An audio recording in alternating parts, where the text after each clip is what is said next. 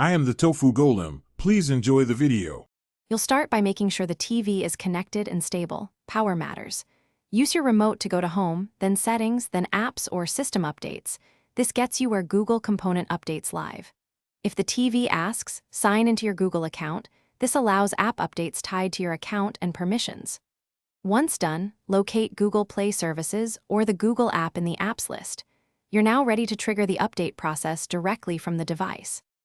You now open the Google app or Google Play Store entry so you can trigger updates. This is the core action. Select Update or go to Manage Apps and pick Google Play Services and the Google app. These often require separate updates. Make sure to monitor the progress indicator. An interrupted update can cause issues. If the TV offers an automatic restart, accept it. Once the update completes, allow the system a minute to optimize apps and reindex services before you continue. Complete the process by restarting the TV if it didn't reboot automatically.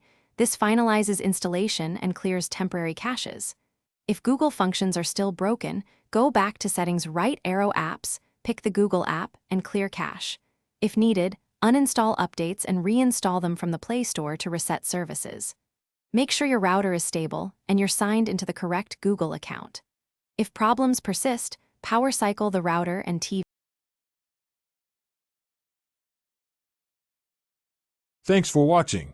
Consider subscribing if we helped you today.